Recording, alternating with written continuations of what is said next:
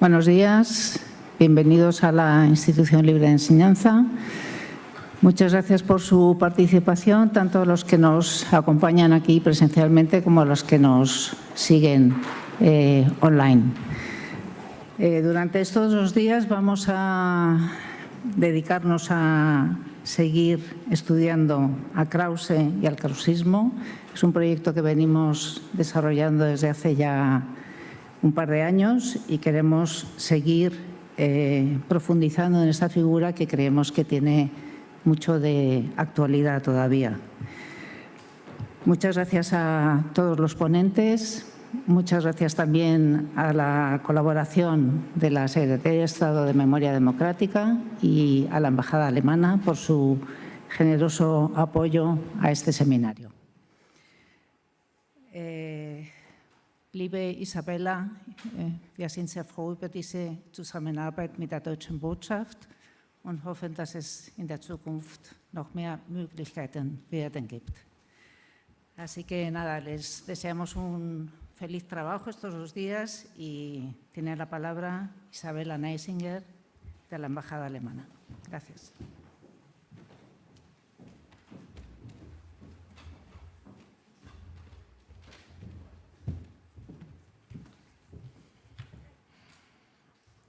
Guten Tag, muy buenos días. Vielen Dank, liebe Elisa. Señor José García Velasco, de la Institución Libre de Enseñanza, querida Celia, querido equipo de aquí, de la Institución Libre de Enseñanza, estimados ponentes, señoras y señores, guten Tag an alle, die hier sind, guten Tag an alle, die das Streaming verfolgen. Hoy, como representante de la Embajada de Alemania y en calidad de jefa del Departamento de Cultura y Educación, me permito dirigirles unas palabras, ya que hemos apoyado financieramente este seminario.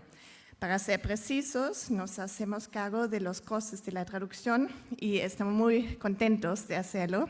Después de todo, una traducción profesional hace posible que los expertos se entiendan e intercambian ideas, aunque no hablan el mismo idioma. Eso lo hemos visto muy útil. Lo hemos hecho con mucho gusto y por plena convicción, porque el seminario hoy y mañana reúne a ponentes y oyentes de Alemania y España y más allá. Pero sobre todo porque trata de un tema que conecta a nuestros 2 países y que merece la pena profundizar. Como representante de la Embajada de Alemania, quiero dar la bienvenida especialmente a todos los ponentes que han venido desde Alemania. Muchísimas gracias por estar aquí. También y sobre todo me gustaría dar las gracias a todos los que han iniciado y organizado este seminario de 2 días.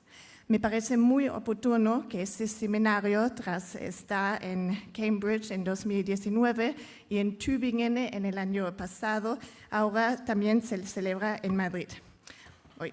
Muchas gracias especialmente a ti, querida Elisa, que te has acercado a mí y a la embajada hace unos meses. Gracias por la confianza y por la colaboración que otra vez ha sido muy amable y de manera muy profesional. Desde que estoy en España, que ya hace un año, me he dado cuenta de que el filósofo alemán Karl Christian Friedrich Krause, ni siquiera es tan conocido en Alemania, es muy conocido en el mundo hispanohablante. Realmente es una de las grandes curiosidades de la historia de la recepción que las cosas sean completamente diferentes en el mundo hispanohablante. Desde mediados del siglo XIX, las ideas de Krause se han estudiado ahí tan intensamente como, por otra parte, solo las filosofías de Kant y Hegel. Y de hecho, el conocimiento allí del pensador de Königsberg se hizo primero a través de las obras de Krause. Entonces me he preguntado si en Alemania también tenemos que renovar lo que hemos aprendido sobre Krause. Y si no es realmente Hegel, sino Krause, el perfeccionador del idealismo alemán. Tengo muchas ganas de saber más sobre Krause y también sobre su éxito y su influencia en España, y por lo tanto paso la palabra a los expertos. Muchas gracias.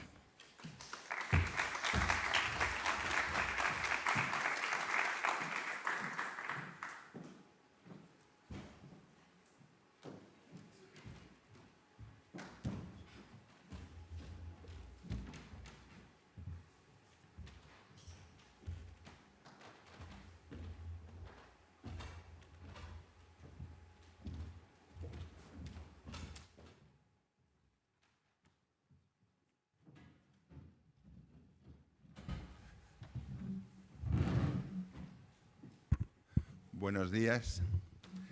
Reitero el agradecimiento de la directora de la institución a las instituciones que nos han apoyado, a la Secretaría de Estado de Memoria Democrática y a la Embajada Alemana, y el entusiasmo de quien se acaba de dirigir en este momento, que en todo momento nos ha apoyado en este y en otros proyectos que esperamos desarrollar, y que en realidad todos ellos tienen que ver con una reflexión acerca del presente y el futuro de las democracias liberales, en este caso, en el caso del krausismo, de sus raíces más profundas, de su fundamentación, del paso de Europa y del mundo a la modernidad, representado sin duda por la Ilustración, en la que Alemania juega un papel decisivo desde todos los puntos de vista, incluso en la preilustración con Goethe, y desde luego con los discípulos de Kant. Pero como hoy veremos en la intervención posterior de Goethe, realmente ese librito de Kant de la paz perpetua es un librito que hoy todavía sacude nuestras conciencias y nos invita no solamente al pensamiento, sino, como mi querido colega, bueno, más que colega, amigo, ha titulado en un libro hablando del pensamiento de Giner, Pensamiento en acción. Pues ese pensamiento en acción de los krausistas es las bases de unas democracias liberales que hoy en día seguimos preocupados por defender y construir cara al futuro, y eso es algunas de las otras líneas en las que estamos trabajando, que sin duda una de ellas es esa línea de democracia y tolerancia que quizá ustedes algunos conozcan y que coordina el profesor Vallespín, y la otra línea es una actividad permanente de la educación, que es la reflexión sobre la educación y particularmente sobre el papel de la innovación educativa. De hecho, el año que viene tenemos proyectado que este seminario se dedique, como se ha dedicado este año a la democracia, el año que viene krausismo se dedique krausismo y educación, que es un tema central en el pensamiento de Krause, en la acción de los krausistas, no solamente en España. Y bueno, y hay otra línea que también tenemos mucha ilusión en desarrollar con la embajada, que hemos llamado simbiosis y que tiene que ver con la reflexión sobre el planeta, pero no solo sobre el planeta, tema en el que también es central en la reflexión de Krause. Es decir, que Krause no solamente le preocupa la preservación del planeta como un patrimonio de todos los seres vivientes, no solo de los hombres, no solo de la humanidad, y no solo de las futuras generaciones, sino que el propio planeta es sujeto de derechos. Pero además de eso, hemos considerado que la simbiosis, y ahí es otra característica de los krausistas, desde luego de la institución, pero que creemos que es fundamental como valor para el futuro, la simbiosis como una actividad, como una metáfora del trabajo cooperativo, de la necesidad de sustituir el intercambio desigual por un intercambio cooperativo en el que nadie sale perdiendo del intercambio, como nos muestra la naturaleza. Ahí hay un jardinero alemán que ha publicado muchos libros y que querríamos traer. El último de los libros publicado, traducido al castellano, es La vida secreta de los árboles, y bueno, esas son las líneas. En cuanto al trabajo de hoy, ahora Gonzalo Capellán, coordinador de este seminario, va a desarrollarlo más. Yo solamente querría decir que para nosotros es un motivo de gran satisfacción que el trabajo empezado en la Universidad de Cambridge, continuado luego en Tubinga, y ponga de manifiesto, tienen ustedes ahí un boletín de la institución que publicamos después del encuentro de Cambridge, ponga de manifiesto la actualidad, la importancia de algunos de los temas que plantea el krausismo y también ese viejo tópico de que los krausistas españoles importaron una filosofía de segunda que tenía de más interés el que formaba parte de lo que se podría denominar el eclecticismo, cosa bastante conveniente para una situación como la española. En realidad, a mí por lo menos modestamente me parece, aquí hay una joven profesora de Historia de las Ideas que nos va a moderar luego, a mí me parece que la izquierda española clásica y el liberalismo español ha vivido en buena parte de don Marcelino Menéndez y Pelayo y de su juvenil Historia de los heterodoxos españoles, un libro formidable, pero naturalmente un libro juvenil y lleno de barbaridades y de disparates, pero que realmente hace un inventario de la heterodoxia, de una erudición increíble para un joven y del que han bebido muchos liberales, porque realmente no han ido a las fuentes. Y entonces la imagen tópica, por otra parte bastante divertida, para mi gusto, de los krausistas españoles, pues en parte sigue siendo, incluso para el propio Ortega, la de don Marcelino. Esto es lo que se está desmontando ahora. Esto es, ahora, gracias a que durante mucho tiempo también estudiosos españoles, aquí tenemos algunos, han leído a Krause en alemán, se han esforzado por traducirlo y divulgarlo. Y también el trabajo de otros investigadores extranjeros que realmente han hecho un trabajo están haciendo un trabajo muy considerable, naturalmente, por supuesto, encabezados por los alemanes, pues estamos en la situación en la que nos encontramos.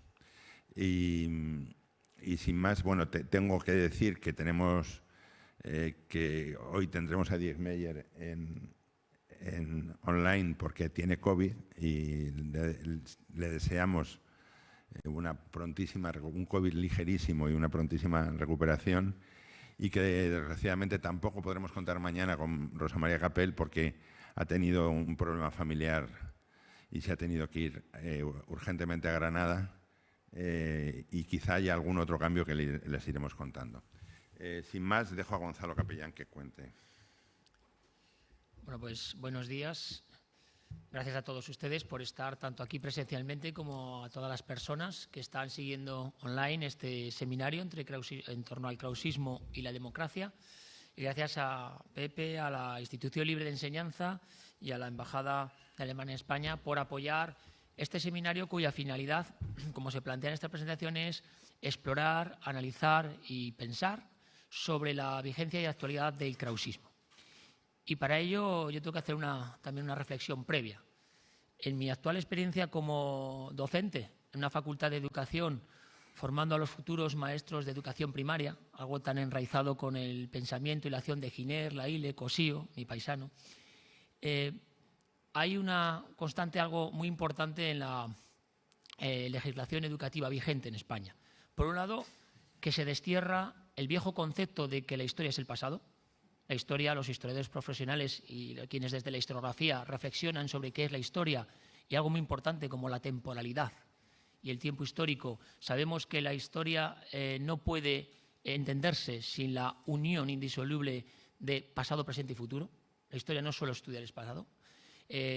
A nuestros alumnos en las aulas de educación primaria de toda España intentamos enseñarles, acorde con esa legislación vigente, que la enseñanza de la historia, que ahora se llama Lecciones del pasado, tiene que ver con el conocimiento de los hechos históricos y los procesos y las culturas de las sociedades humanas en el pasado, pero que son fundamentales para la comprensión del mundo presente, pero también para la construcción como ciudadanos críticos y libres del futuro.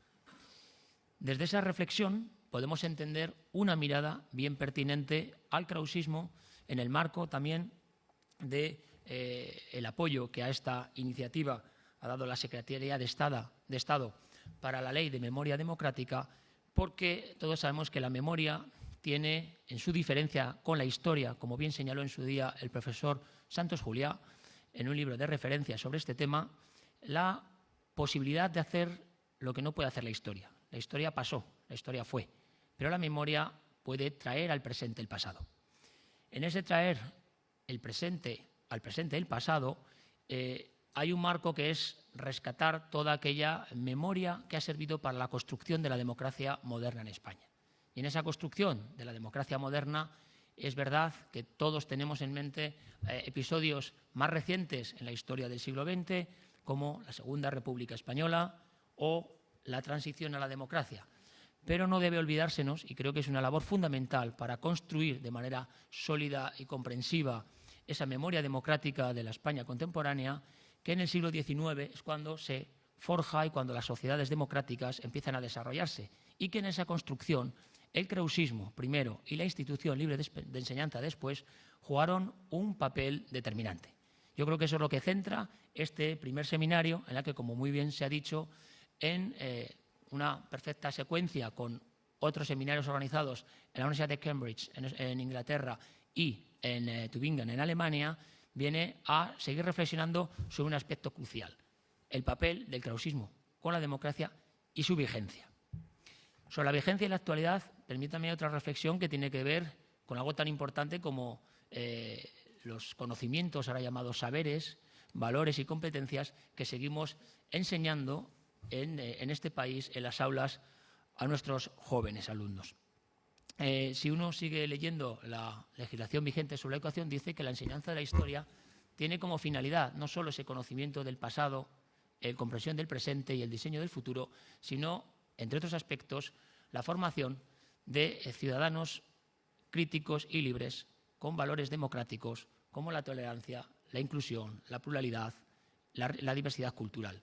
Bueno, en todos esos ejes, el krausismo y la institución libre de enseñanza desempeñaron un papel crucial.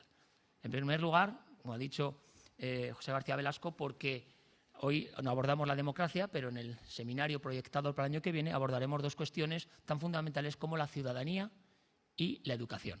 Para el proyecto krausista, y luego abordaremos y profundizaremos en ello, la democracia no se podía entender sin esas dos cuestiones: construcción de ciudadanos, lo que Giner decía, educación y formación del hombre nuevo como base y pilar de la sociedad, que es lo que seguimos haciendo en las aulas a través de la educación, y, por supuesto, construcción de esa ciudadanía, que es el sujeto de cualquier sociedad democrática. Por lo tanto, creo que no hace falta rebuscar nada para darse cuenta cómo el krausismo, la institución libre de enseñanza y los principios que fundamentaron su desarrollo en España están en la constitución misma de una visión democrática moderna en la España contemporánea. A partir de ahí, lo que proponemos en este seminario, que además demuestra también con la presencia de autores a nivel internacional, y el año que viene también se ampliará con la importancia que muy bien ha señalado Isabela, que tiene en todo el mundo hispanohablante, en todo el mundo de América, el krausismo y la institución libre de enseñanza. Lo abordamos desde diferentes perspectivas. Por eso, además de reflexionar sobre la propia democracia, el papel que los krausistas tuvieron en la democracia, en el democrausismo, como va a explicar posteriormente el profesor Manuel Suárez Cortina, que además fue el responsable y causante, no sé si para bien o para mal, de que yo me iniciara en una tesis doctoral en la Universidad de Cantabria sobre el mundo del krausismo, hasta el punto de que ya Pepe, como amigo, me dijera que un krausista vivo en el año 2022, la manera en la que de alguna manera me capturó, ¿no?, todo este mundo del krausismo y la institución libre de enseñanza hasta la actualidad. Vamos a reflexionar también sobre aspectos como un concepto muy importante que es la Liga para la Humanidad y el cosmopolitismo, que es una de las ideas de pura tradición germana que desde Kant hasta el propio Krause van a dar un sesgo muy importante, luego lo veremos, al proyecto democrático krausista, en el sentido de superar las barreras del Estado-nación para pensar proyectos tan importantes como la construcción de Europa o la humanidad, el concepto clave de humanidad en esa idea de la paz perpetua.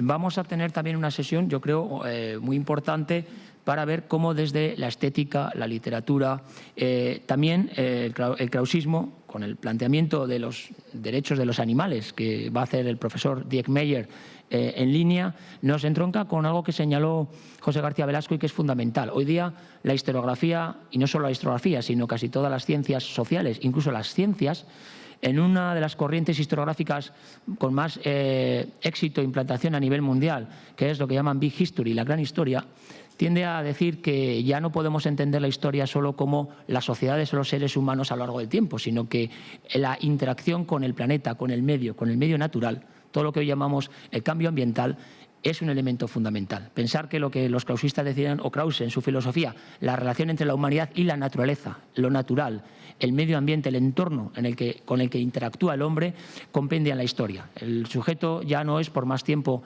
solamente el ser humano, sino que, como demuestra también corrientes como la ecohistoria, nuestra interacción, y hoy lo sabemos, somos muy conscientes con todos los movimientos, ¿no?, de cambio climático, transición ecológica, etcétera, no se puede entender sin la naturaleza, sin el medio en el que desenvolvemos y desarrollamos nuestras vidas. Por lo tanto, ahí vemos otro elemento de actualidad, de vigencia, que a partir de Krause, la filosofía de Krause y el krausismo, llega hasta España. Finalmente tendremos una sesión mañana en la que, con las intervenciones de Florencia Peiró, Rosa María Capell, como ha dicho Pepe, no podrá estar, pero también Rafa Orden Jiménez, que ha sido otro de los pilares, ¿no?, del estudio tanto de la filosofía de Krause en su dimensión alemana como posteriormente en muchos estudios de aplicación a España, nos van a hablar de otro aspecto fundamental como es el género y sobre todo el papel de las mujeres que el krausismo, desde la filosofía de Krause y los krausistas españoles, atribuyeron a la mujer en la construcción de esa democracia contemporánea. Creo que con eso se cierra un ciclo en el que, uniendo, ¿no?, todo lo que hemos planteado en este seminario, podemos hacer una reflexión de pasado, de presente y de futuro sobre el papel que el krausismo y Krause tuvieron en la España contemporánea y en la construcción de democracia, ciudadanía y educación. Y en ese sentido, como bien ha señalado Isabel, y así acabo también agradeciendo la implicación y la colaboración de la Embajada de Alemania en España, realmente mi tesina fue sobre algo tan raro como el impacto de la cultura alemana en la España contemporánea. Es decir, casi todas las líneas, generalmente de la historiografía, sabemos que en el siglo XIX la impronta y la influencia del pensamiento francés, incluso del Reino Unido, incluso en los institucionistas, lo que era Gran Bretaña y el modelo anglosajón, pero yo creo que queda por aflorar y por estudiar en mayor profundidad el papel tan clave que Alemania en un momento dado, no solo los referentes filosóficos que se han mencionado, de Kant, Hegel, pero sobre todo con algo que hay que decir a los filósofos les sorprende y siempre reflexionaron. ¿Por qué Krause en España? ¿Por qué un filósofo que incluso en Alemania no tiene el predicamento o la impronta intelectual o histórico-filosófica de otros grandes nombres de la filosofía alemana pudo tener un impacto tan importante en la práctica, en la acción, en el desarrollo de proyectos más allá de la filosofía, en el ámbito de la política, de la educación, de la sociedad, de la economía, de la religión, en la España contemporánea? Bueno, eso es lo que proponemos explorar, poner actividad y, por lo tanto, esperemos que tanto los que participáis de manera presencial como online podamos entre todos dialogar, reflexionar, descubrir y enriquecer y reactualizar esa impronta que desde la filosofía de Krause llegó a través de los krausistas y la institución de enseñanza a la España contemporánea. Yo dos cosas más para cerrar y que tienen que ver con lo que acaba de exponer el profesor Capellán. Respecto a esto último de por qué Krause en España y completando lo que ya he dicho antes, de que yo antes lo he planteado como una crítica, digamos, al tópico del por qué se había atribuido habitualmente. Pero yo creo que en el trabajo de muchos de los que van a intervenir en este seminario, de los que han intervenido en seminarios anteriores, pues están algunas de las claves. En el boletín de la institución que tienen ustedes ahí a su disposición, hay un trabajo de un profesor que forma parte del grupo muy prestigioso de Historia Intelectual de la Universidad de Cambridge, con el que esperamos contar el año que viene para el seminario de educación, el profesor Sonesker, en el que plantea el contexto internacional del krausismo en ese momento. Y hay que decir que sí que es verdad que quizá en Alemania pudo no ser tan influyente o tener una acogida a partir de la muerte de Krause diferente al krausismo, pero es que el krausismo también es muy importante en un país como Bélgica y no solamente desde el punto de vista de la obra.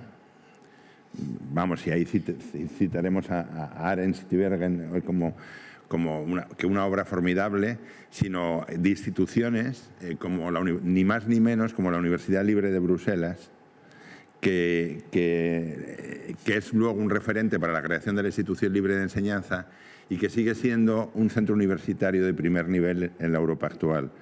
Es una universidad que es un potentísimo centro difusor de las ideas krausistas y realmente en esa visión del liberalismo que va a desembocar en la democracia, en el cual la importancia de lo social, la importancia de la relativización que si bien la libertad es un valor absolutamente prioritario para los krausistas, en general para el liberalismo, queda realmente condicionado también a la solidaridad. Eso es en Inglaterra produce ese liberalismo social que ha estudiado y sobre el que ha publicado el profesor Suárez Cortina en su incidencia con España, pero eso acerca mucho a la actual, digamos, a las raíces de buena parte de la acción de la Europa actual, de la Comunidad Europea, en la cual realmente en este momento se puede ver cómo la relación entre libertad y solidaridad está mucho más prestigiada que hace unos años y cómo eso que se llamó el neoliberalismo está muy alejado de la tradición liberal clásica representada por ejemplo, el krausismo, ¿no? Esa es una de las aportaciones. Y por otra parte, yo creo también que contar con trabajos como el del profesor Goecke, como el del profesor Diekmeyer, realmente nos sitúan en una perspectiva, y lo vamos a ver, muy importante, pero también en el mundo de la historia intelectual y de la historia cultural contamos con otra aportación formidable, que es la de la profesora Botier, que realmente está haciendo contribuciones desde hace muchos años muy importantes. Y no hablo de los españoles, porque ya hemos hecho referencia a dos de los que están aquí presentes. Yo quiero hacer una mención también a la presentación en esta casa hace unos días de una nueva traducción del Ideal de Humanidad de Krause. Ahí hay un esfuerzo hecho por el grupo de la Universidad de Comillas desde hace muchos años, por el liderazgo de Enrique Ureña. Yo quiero hacer mención y homenaje a ese liderazgo y a ese grupo de trabajo que ha hecho contribuciones también decisivas en el estudio del krausismo. Y sin más, ¿presentas tú a Serezade? Sí. Bueno, ya vamos a moderar porque yo soy el que intervengo. Por eso, sí. Vale. Pero tú presentas y ya moderas. La profesora Pinillas, si sube. Sí.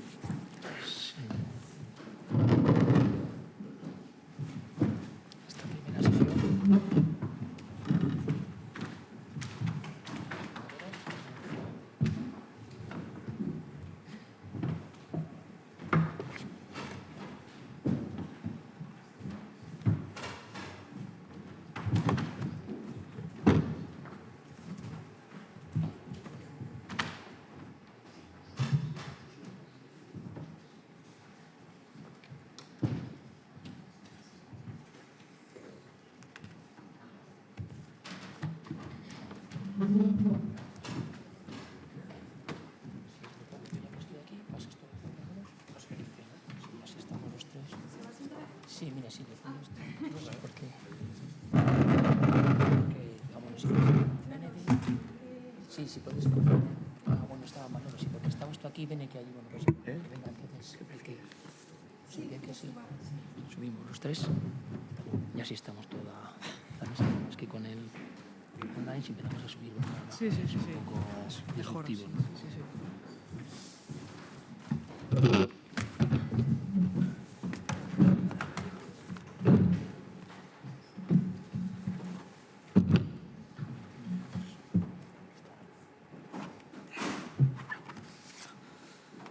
Es un poco incómodo, pero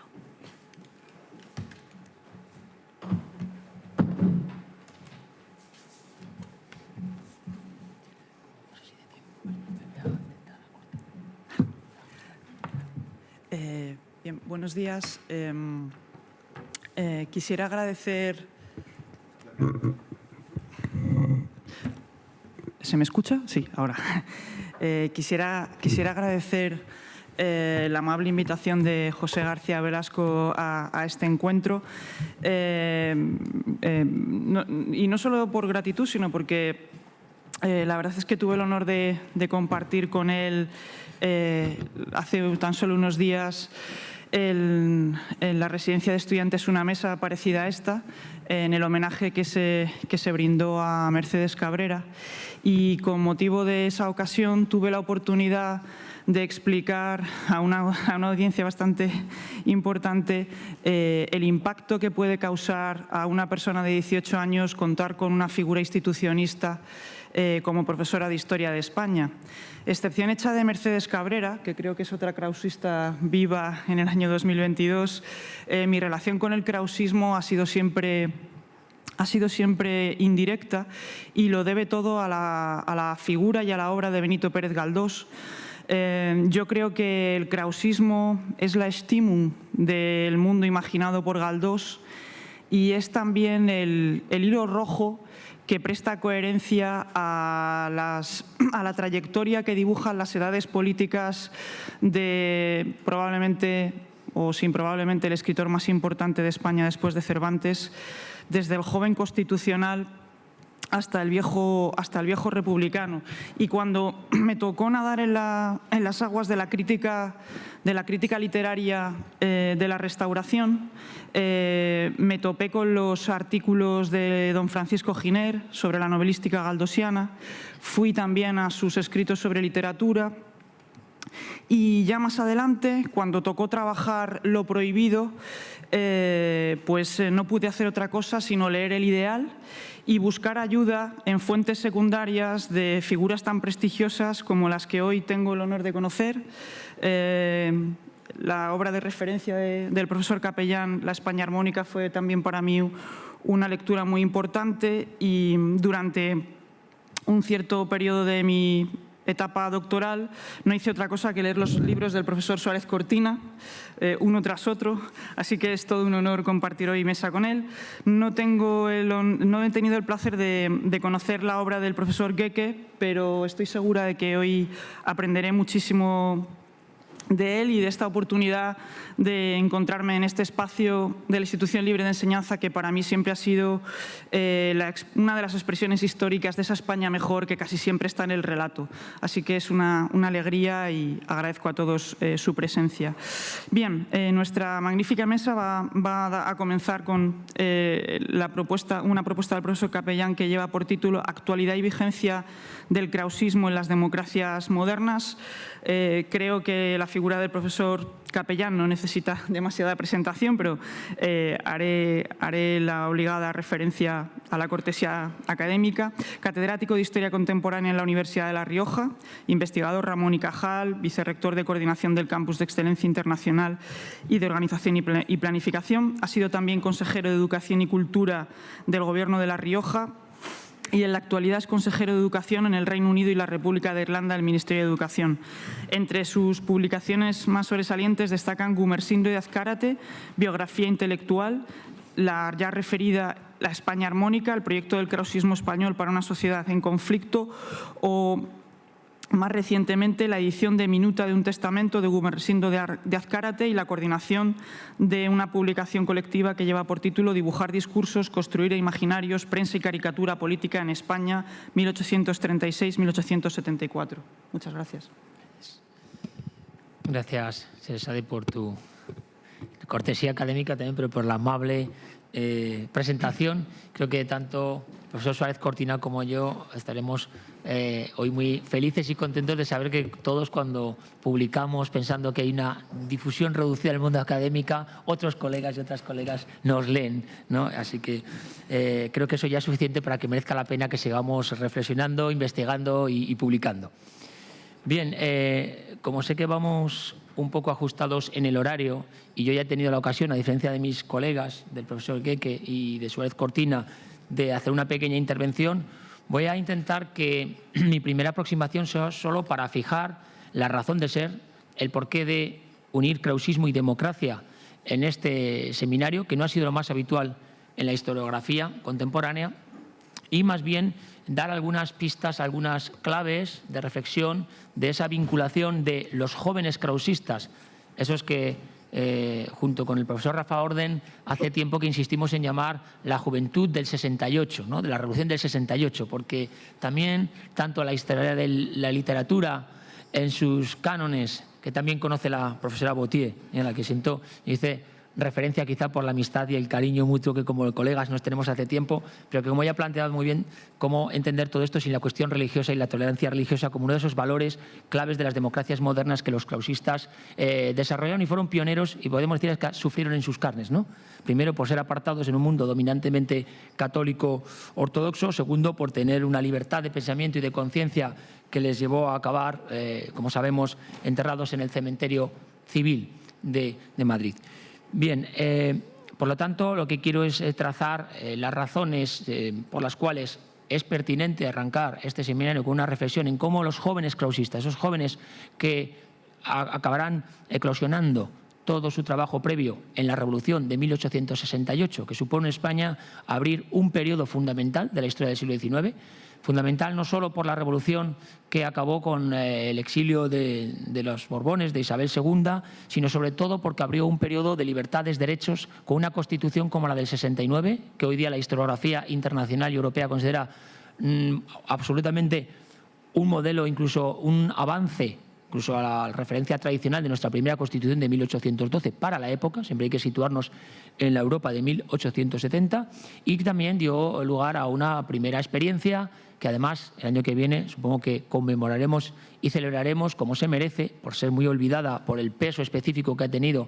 historiográficamente y en la memoria colectiva la Segunda República, que es la Primera República de 1873, que es un experimento político de gran trascendencia en la historia contemporánea de España, y en la que además, por otro lado, está plenamente inmerso en ese protagonismo que los jóvenes del 68, que el krausismo a nivel cultural, intelectual, educativo desde la Universidad Central de Madrid, pero también político, nada menos que con la presidencia de esa Primera República por parte de Nicolás Salmerón, digamos que sería la cabeza de lanza de esa aventura política que junto a, en ese caso además, se refleja muy bien ese carácter híbrido que hoy voy a plantear, un catedrático de metafísica como Nicolás Salmerón puede ser también el presidente de la Primera República Española. Bien, ese contexto es fundamental para entender cómo eso que eclosiona y que conocemos mejor, que es la experiencia durante el llamado sexenio democrático por la historiografía, realmente tiene unos antecedentes, hay unas semillas, hay una cristalización y una configuración de todo este grupo de jóvenes krausistas, en los que van a estar, por supuesto, Gumersindo de Azcárate, Moret, Francisco Giner de los Ríos, y menos conocido su hermano. Va a estar también Francisco de Paula Canalejas, va a estar San Romá, va a estar Miguel Moraíta, todos ellos bajo el padrinazgo intelectual y filosófico de Sant del Río. Esa etapa que es la que menos conocemos, en la que yo voy a centrar, porque además es la etapa en la que se configura esta juventud, que fueron claves, protagonistas y agentes en la Revolución de 1868, se ha ido conformando y saliendo a la luz pública a partir de 1860, pero también ellos han salido a la luz pública en el momento, y esto es muy importante desde la contextualización histórica, en la que España empiezan a desarrollarse las ideas democráticas modernas, que sin duda tienen un referente en 1848, en los ecos de la Revolución Francesa del 48, de otras revoluciones europeas hasta el 50, y en la configuración desde 1849 en España del Partido Progresista Democrático, cuando por primera vez el espacio político aparece una formación, partido político al estilo de la época también, estos grupos de notables, que hace de la democracia una nueva bandera, un nuevo espacio político con el cual intentan diseñar el futuro de la España de su época. Bien, ese sería el contexto, y para eso también tenemos que entender, voy a hacer dos aspectos introductorios, porque cuando hablamos de democracia tenemos que ver que en estos momentos en los que se forja esa democracia, primero, democracia significa cosas muy diferentes. Segundo, democracia pasa de haber sido un concepto muy negativamente o peyorativamente connotado hasta esos años 48, hasta que Guizot, cuando escribe sobre la democracia en Francia, después de los ecos del 48, dice: hoy día todos los partidos quieren inscribir en su bandera el nombre democracia, lo cual quiere decir que ya la democracia es algo prestigiado, algo en el que también, después de la experiencia de Tocqueville, que ha visitado Estados Unidos y empieza a escribir su democracia en Estados Unidos sobre la democracia moderna, empieza a plantear que es un modelo de sociedad abierta, etcétera, perfectamente exportable a Francia o a Europa. En ese contexto en el que se empieza a redefinir la democracia empieza a ser algo positivo, un ideal de futuro, pero previamente no lo había sido así. Baste en una cita que me van a permitir que les lea, en el contexto del debate de las Cortes de Cádiz, cuando el conde de Toreno, uno de sus protagonistas, en septiembre de 1811, dice literalmente: los pueblos modernos no pueden, como los antiguos, ejercer por sí la soberanía. ¿Quién puede desear la democracia en un buen sistema representativo monárquico? Es decir, tenemos que romper ese presentismo de pensar que la democracia ha sido de los orígenes de la construcción del Estado liberal moderno en España un concepto positivamente connotado. La democracia venía connotada por la antigüedad, porque es lo que es la democracia directa, que como muy bien había señalado ya Montesquieu y muchos otros autores, no podía darse en estados grandes donde la democracia representativa era muy superior. Curioso que solo 30 años después, uno de los periódicos republicanos que está en la vanguardia de la construcción y difusión de las ideas democráticas en España, El Huracán, podía señalar y proclamar a los cuatro vientos que, cito literal, la era de las democracias se adelanta a pasos precipitados, ¿no? Esa idea que ya está en Tocqueville e incluso en un autor como Chateaubriand, que pensaban ya que la democracia es la fuerza irresistible de los tiempos modernos. Es algo como que con la ley de la filosofía de la historia venía como la ley del progreso y era ya irresistible, imparable. Esa conciencia que empieza a permear lleva a que en 1855 un autor considerado el verbo de la democracia, ¿no?, Emilio Castelar, o como dice la biografía recientemente editada de manera crítica por la profesora Boutier, el hombre del Sinaí, ¿no?, ese hombre, el verbo de la democracia, decía en un folleto fundamental que tuvo gran difusión,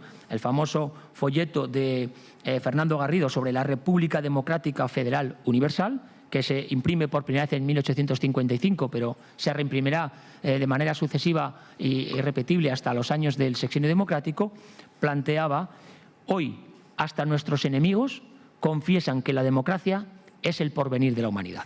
Bien, esas citas sirven para marcar cómo la idea de democracia había pasado desde un gran momento como los debates de las Cortes de Cádiz y el primer liberalismo a ser una idea denostada a la antigua, una idea que no se consideraba como un modelo político posible para España. Entonces empieza a convertirse en el contexto europeo e internacional como una nueva fuerza, unos nuevos principios y una manera de organizar la sociedad que parecían llamadas a construir el futuro de las sociedades modernas occidentales.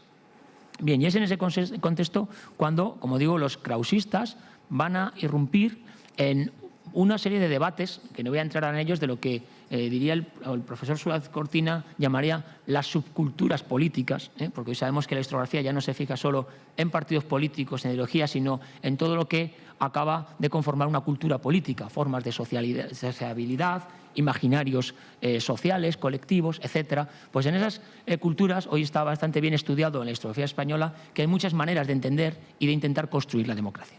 Los krausistas es una más y voy a intentar mostrar sus singularidades.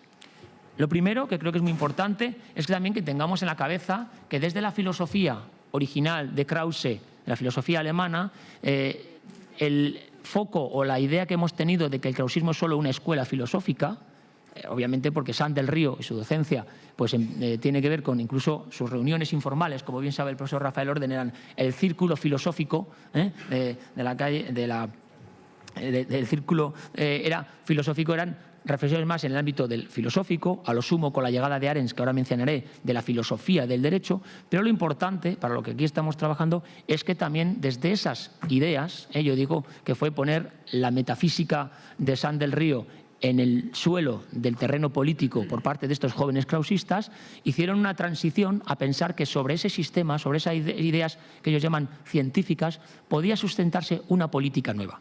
Esa política nueva de la que va a hablar Giner y que nos llevará hasta las reflexiones ya en la generación del 14 de Ortega, ¿no? Por eso he querido enlazar que solo conocemos esos cánones de la generación del 98, la del 14, la del 27, pero la del 68 es crucial para lo que aquí estamos trabajando y además hay un hilo conductor y una conexión entre todo ello. Bueno, pues esa nueva política que los krausistas salen a la palestra de una manera un poco ingenua, podríamos decir, o naif, en 1860, vamos, el gran momento además coincide la difusión, que aquí se ha mencionado, del ideal de la humanidad. Eso que Fernando de los Ríos decía, la hora cero del krausismo español, ¿no? Por el impacto que el ideal de la humanidad de Krause tuvo en la construcción de un modelo de sociedad, de política, etcétera, para los krausistas. En ese mismo año, ya no sé si por casualidad o por causalidad, irrumpen en la esfera pública estos jóvenes krausistas con una revista, tampoco yo diría con un lema o leitmotiv, con un, ahora diríamos en términos, un claim de campaña tampoco atractivo, tampoco catchy, que dirían los británicos, como la razón.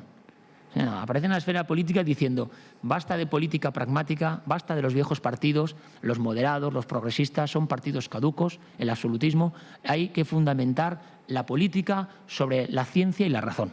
Bueno, eso por otro lado nos va a llevar a que en ese largo trayecto que yo no voy a poder cerrar hoy porque lo voy a acotar en estos primeros pasos, acabaría sin solución de continuidad, en una perfecta coherencia con la teoría política que desarrolla Gumersindo de Azcárate en los años 60 o con el primer manual de ciencia política que difunde Adolfo Posada, González Posada, en España a principios del siglo XX. Es decir, los krausistas, lo he tratado en otro lugar, son los constructores de la ciencia política en España, entre finales del XIX y principios del XX. Desde el derecho político, que es la disciplina en la que ellos fueron maestros y referencia para la España contemporánea.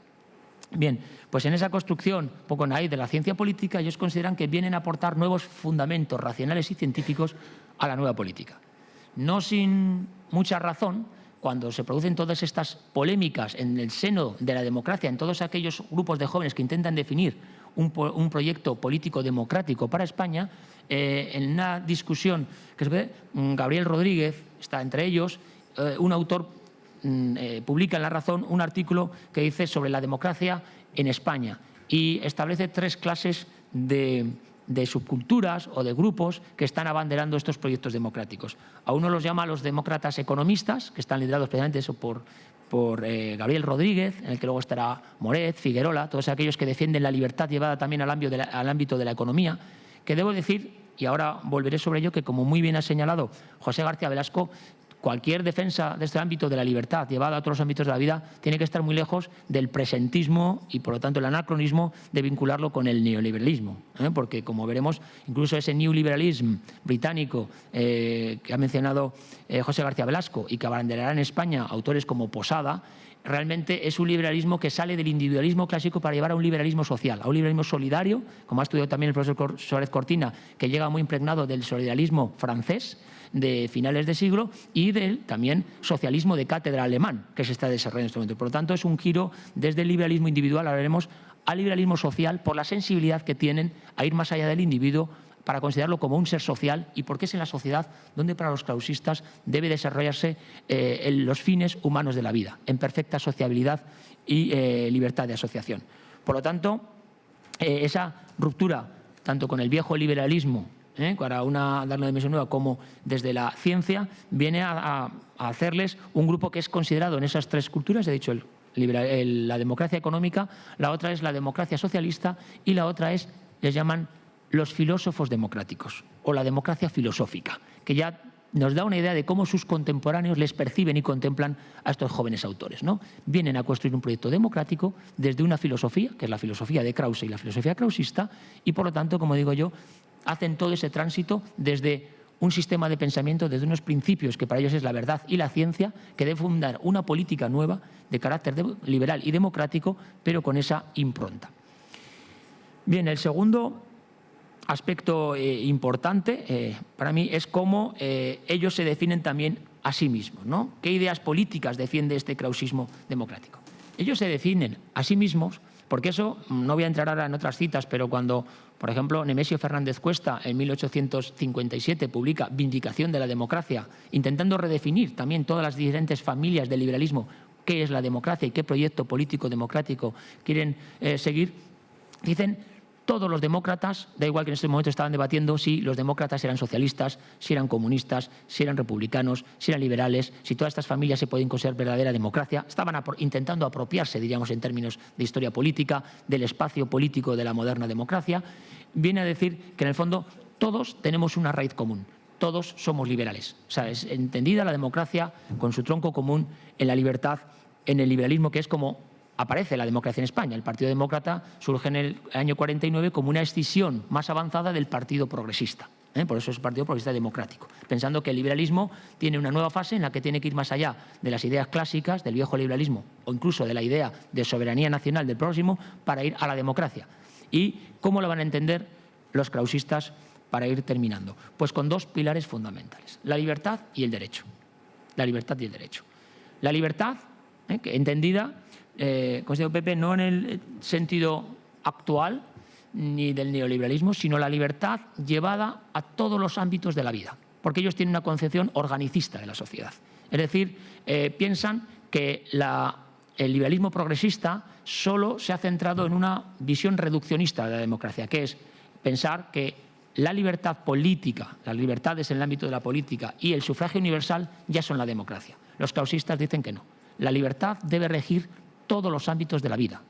La religión, punto crucial en ese contexto, la libertad religiosa, que va a ser una de las banderas del krausismo, la libertad de pensamiento, la libertad económica, la libertad en el arte, la libertad en la ciencia. La ciencia os hará libres, que toma Salmerón para encabezar tanto el primer artículo del Vile como durante la Revolución del 68 el Boletín de la Revista de Madrid, esa idea fundamental de que la libertad es un elemento esencial. Y segunda cuestión, que luego defenderá Azcárate, leyendo a Mill y a otros autores, pensar que la libertad no es un fin en sí mismo. La libertad para ellos solo es un medio, es una palanca de acción. Piensan que el individuo, diríamos en términos, por supuesto, de esa confrontación que Herbert Spencer va a llevar entre el individuo frente al Estado, sabemos esa gran dicotomía, tenemos al individuo y tenemos al Estado. En la época se entendía que el estatalismo era propio de las corrientes socialistas de entonces y el liberalismo era el viejo liberalismo clásico. Ahí los krausistas consideran que el hilo conductor que vertebra la sociedad y que es palanca de progreso y de que cada individuo pueda conseguir sus fines humanos, lo que llaman ellos los fines racionales para la vida, es sin duda la sociedad, la sociabilidad. Y van a ser los grandes defensores de la libertad de asociación. Los individuos en todas las sociedades que componen la sociedad, en el ámbito del arte, de la ciencia, de la política, de la economía, del comercio, deben asociarse. Es el concurso entre los individuos, ese liberalismo social, es la sociedad la que debe vertebrar la vida auténtica, más allá del Estado y del individuo. Y ese es un planteamiento fundamental para entender ese liberalismo social, la libertad asociativa, y por eso van a defender siempre la libertad de asociaciones políticas, la libertad de la asociación para el progreso de la ciencia, la sociedad abolicionista para acabar con la pena de muerte, la sociedad de libre cambio, perdón, con la pena de muerte, con la esclavitud en la España de entonces. Es decir, ellos van a ser promotores y los vamos a ver en muchas de las iniciativas asociativas, como luego va a hacer también el socialismo obrero, como va a hacer el republicanismo, la sociabilidad y la asociación, es decir, es construir la sociedad desde abajo hacia arriba, nucleándolo en la sociabilidad. Porque además ellos consideraban y discutían con la teoría contractualista clásica que el individuo, y lo decía ya Arens en su filosofía del derecho, es un ser social por naturaleza. Nadie podemos aisladamente conseguir nuestros fines para la vida. Siempre lo hacemos, y ahí podríamos entrar, pero yo no soy especialista, seguro que luego sale esa idea de Krause de la amistad, la importancia cómo se van haciendo círculos cada vez mayores de sociabilidad y esas personas sociales que va a llamar Giner, cómo pasamos desde el individuo, la familia, el municipio, y ahora voy a entrar en ello, las regiones, la nación, la federación de naciones y acabar en la humanidad. ¿Por qué? Porque este es otro aspecto crucial del krausismo. El krausismo va a hacer un modelo de democracia que va a romper con la idea del Estado-nación. El Estado-nación no es la célula básica que vertebra las sociedades contemporáneas. Se vertebra por todas estas escalas que va a permitir, uno, en el contexto español, plantear un modelo de vertebración del país desde el municipalismo, desde la descentralización y la vida que tienen que tener las provincias. Pero también con una idea superior que les va a llevar a dos ámbitos que ya defienden estos años, que va a ser muy clásico del progresismo español y de los demócratas, que es defender el liberismo, que superamos el Estado-nación. El Estado nacional del nacionalismo clásico debe ser superado por una alianza entre los Estados, en este caso entre Portugal y España, fundidos en el liberismo, y que a partir de ahí se va a construir también entre los continentes. El primero de ellos, y ahí son pioneros, en la construcción de Europa. Las naciones de Europa se van a unir en una Europa moderna, porque son pioneros en la idea del europeísmo, deben construirse en esa federación de naciones, para llevar al final hasta la humanidad. Por lo tanto, la humanidad, la unión, la fraternidad, esa metáfora del vínculo social entre los seres humanos, que viene desde la Ilustración, por supuesto, y que retoman los krausistas y que va a hacer, ya que hemos hablado de difusión, que, por ejemplo, la filosofía de Krause y el ideal de la humanidad se difunda en Reino Unido o en Estados Unidos y Japón a principios del siglo XX en el contexto de la Liga de las Naciones. Ahí va a haber muchos autores que consideran que justamente ese proyecto cosmopolita de paz mundial en un momento de guerras, que el drama de la Primera Guerra Mundial, el ideal de Krause de una humanidad unida y de los derechos humanos, etcétera, y del derecho y las relaciones internacionales es fundamental. Ese es otro aspecto. Y voy a acabar con el, para mí, fundamental y que yo creo que ahí se diferencian de todas las demás subculturas políticas de la democracia de estos años, que es el derecho. El derecho es un tema central. Cuando en la Revolución del 68 Francisco Giner de los Ríos y su gran amigo y hermano Gumersindo de Azcárate publiquen otro periódico para difundir estas ideas del liberalismo democrático, le van a dar otro nombre también muy poco publicitario, y esto que es Derecho. Esa revista lo que dice es que justamente he dicho que la libertad era un medio para conseguir estas cuestiones y el fin es el derecho.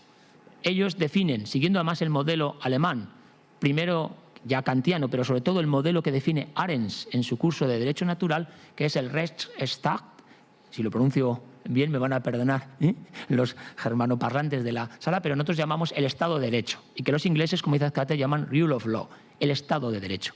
Ellos son los primeros que establecen que la democracia moderna debe vertebrarse en torno al Estado de Derecho. Dicen que incluso por encima de la soberanía nacional, que es lo que decían los progresistas y el liberalismo clásico. ¿Por qué? Ellos ponen varios ejemplos. Si la voluntad mayoritaria de los individuos, la soberanía de una nación, por ejemplo, establecen que una sociedad tiene que haber esclavitud, ellos dicen es inaceptable.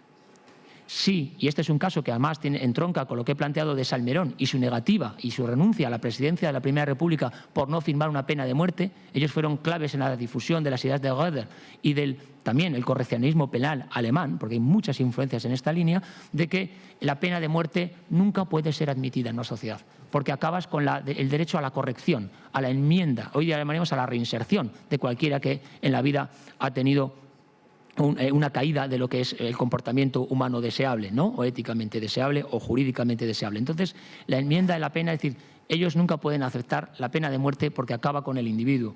En ese sentido, ellos dicen que incluso, aunque mayoritariamente una soberanía nacional decretara la pena de muerte en un Estado, eso es inadmisible. ¿Por qué? Porque por encima está el derecho, y ahí tienen una gran impronta del justnaturalismo, el derecho, los derechos inalienables e imprescriptibles de los individuos. El hombre tiene por naturaleza una serie de derechos. Cuidado, que también ellos dicen que las personas sociales, que hay derechos sociales, aunque todavía no se desarrollan los derechos sociales, y esos ningún Estado, ninguna Constitución, por eso dicen, y es un gran debate, que no vamos a entrar aquí, de derecho constitucional en los krausistas, que realmente ninguna Constitución, es un gran problema en el 69, muchos no aceptan esa cuestión porque los derechos no tienen que estar en una Constitución, pertenecen al ser humano, al individuo, y nadie, ningún Estado, ninguna voluntad popular, ninguna soberanía nacional puede establecerlos o condicionarlos porque te pertenecen por ser humano. Derecho a la vida, derecho a la libertad y por lo tanto no esclavitud, etc.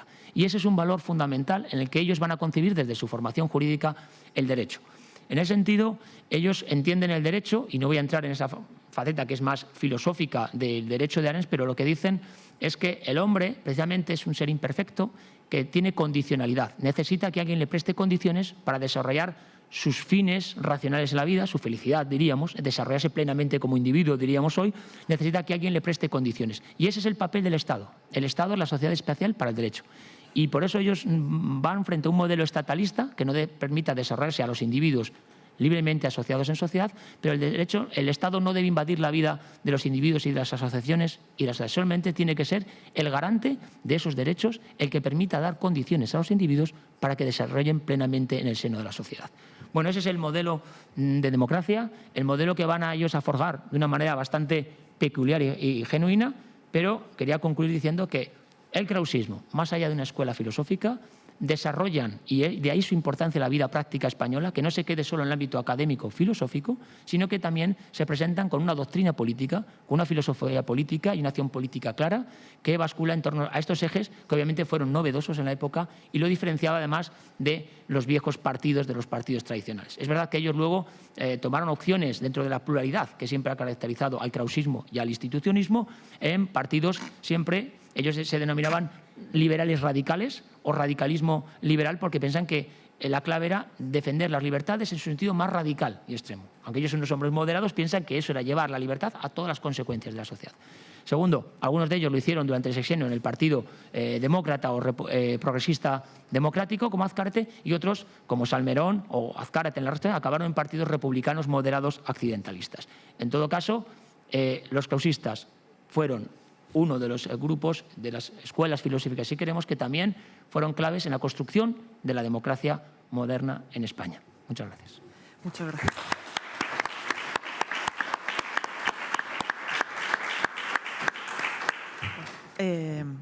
La verdad es que resulta difícil resistirse a plantear preguntas al profesor Capellán porque me ha interesado muchísimo su ponencia y hay que agradecerle que se haya tenido al tiempo estipulado. Creo que el profesor Suárez Cortina tiene una naturaleza desbordante, ya se me ha advertido de ello. En fin, yo trataré de pasarle el papel también y seré breve en la presentación para dejarle todo el tiempo posible. Bien, tampoco el profesor Suárez Cortina necesita presentación, pero haremos los honores. Catedrático de Historia Contemporánea en la Universidad de Cantabria, especialista en Historia Política y Cultural de la Europa del Sur y América Latina.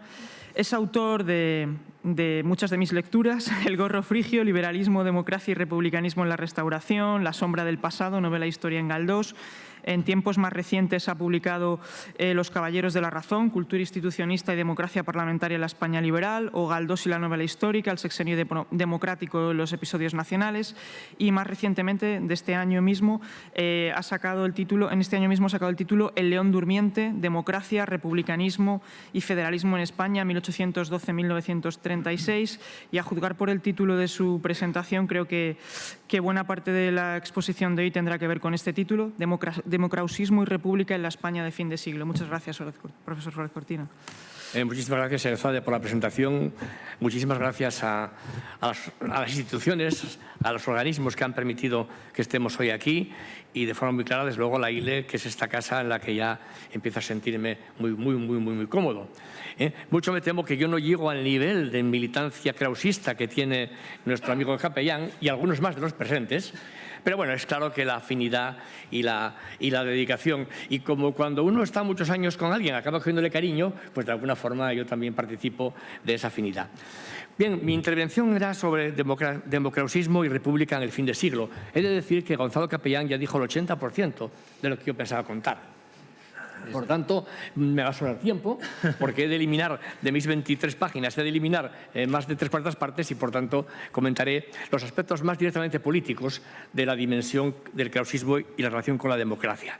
Tan solo señalar que este democrausismo que Gonzalo Capellán ya planteó en torno al sexenio y en la experiencia de la Primera República, conviene señalar que constituye una línea directriz que tiene que ver de una forma muy clara y bastante coherente con los marcos conceptuales, con la teoría social y política y con los fundamentos filosóficos que defendieron siempre los krausistas. He de decir que, gusten o no, seguramente han sido, en la historia contemporánea de España, los sectores, grupos, proyectos más coherentes entre las dimensiones filosóficas y la práctica política y personal en su conducta. Y desde este punto de vista han sido muy coherentes, para bien y para mal. Y desde este punto de vista, por tanto, hablar del krauso-institucionismo o democrausismo, yo utilizaría ambas expresiones, es un elemento de primera línea. Como son los protagonistas o unos de los protagonistas del sexenio democrático y de esa democracia que nos ha caracterizado Gonzalo Capellán, he de decir que la experiencia de la que yo voy a hablar tiene que ver con la transición hacia una militancia republicana, que tiene que ver con varios factores.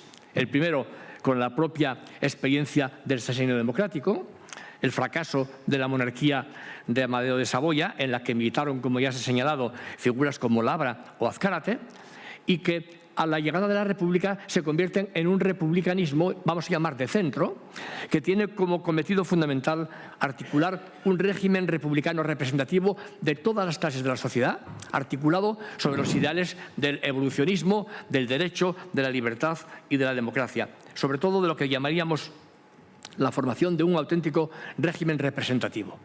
Claro, ¿dónde se sostiene esta realidad de convivencia y de articulación de la accidentalidad de las formas de gobierno? De varios puntos. Yo voy a ser muy sintético y Gonzalo Capellán ya habló de algunos de ellos, pero quería señalar varios puntos. El primero tiene que ver con lo que podríamos llamar elemento distintivo entre el liberalismo clásico y el liberalismo krausista, que se asienta sobre la idea de que, mientras que el primero hace una clara distinción entre el Estado y la sociedad, los krausistas señalan que no hay distinción y ruptura entre Estado y sociedad, sino que el Estado no es otra cosa que el orden jurídico de esa misma sociedad. En definitiva, no hay contradicción, no hay contraposición. ¿Y al Estado qué le corresponde? Pues le corresponde fundamentalmente establecer el derecho, como bien ha dicho Gonzalo Capellán, y desde este punto de vista, siguiendo la estela de Krause y de Arens, concibieron los democrausistas españoles el Estado como el orden del derecho mismo en la vida, como la persona misma, individual o social, en cuanto cumple el derecho como fin esencial de su actividad. De este modo, allí donde hay un ser capaz de obligación jurídica, existe un Estado. Con este diseño, de raíz claramente historicista, se observa que la idea de Estado alcanza desde el individuo aquellas organizaciones que el hombre se ha dado en su vida: familia, ciudad, corporación, comarca, región, nación, más tarde Sociedad de Naciones, como ya se ha indicado, en definitiva, como un elemento fundamental del derecho que va asociado a la libertad y va asociado a ese organicismo e historicismo del que hablamos. En este sentido, el Estado se concibe pues como un organismo, un sistema fundado sobre la unidad orgánica, con el fin esencial, el derecho, y una misión histórica, la libertad. Como cualquier otra esfera de la vida, el Estado es también objeto de estudio y es el derecho político al que le corresponde el análisis de todo lo relativo a la organización del Estado como persona social. Por tanto, son historicistas, organicistas, armonistas y establecieron una concepción de lo que tenía que ser la articulación de la vida humana a partir de la garantía y del fomento de 3 o 4 elementos centrales para organizarse socialmente: conciencia, historia, cooperación, territorio, y que en conjunto iban a obtener a la altura de los años finales del siglo XIX en la nación el instrumento o el elemento de referencia más importante de la evolución humana en su organización social. Desde este punto de vista es comprensible, antes lo apuntaba Gonzalo Capellán, que hasta que la Sociedad de Naciones nos articula en el año 19, el Estado-Nación era el elemento de referencia fundamental. Desde este punto de vista, naturalmente, el elemento que va a permitir llevar adelante estas concepciones tiene 2 niveles importantes. De un lado, tiene que ver en los modos de articulación de ese orden social creciente que va del individuo hasta la humanidad, y tiene que ser un elemento federalizante. Y digo federalizante en un sentido importante, porque aunque se ha hablado mucho, y Salmerón y otros institucionistas formaron parte del Partido Federal en los años del sexenio, el mismo Salmerón en el año 68 no hablaba de República Federal, como hacía, por ejemplo, otros autores como Pi Margall. Hablaba de República Federada, que no es lo mismo. De ahí que cuando hablamos de ello y observemos, una vez que defendían la soberanía nacional y la naturaleza y el self-government de las entidades inferiores a la nación, defendieron entonces lo que hoy llamaríamos un Estado regional. Algo semejante a lo que hoy sería, con todas las diferencias que caben en cada momento histórico, con el Estado de las autonomías. Y al mismo tiempo, como bien se ha dicho, defendían la posibilidad de estar tanto en una monarquía como en una república. ¿Por qué? Por la accidentalidad de las formas de gobierno, en tanto que los clausoinstitucionistas o los democracistas siempre entendieron que tenía que ser fundamental la distinción entre materia y forma de la política.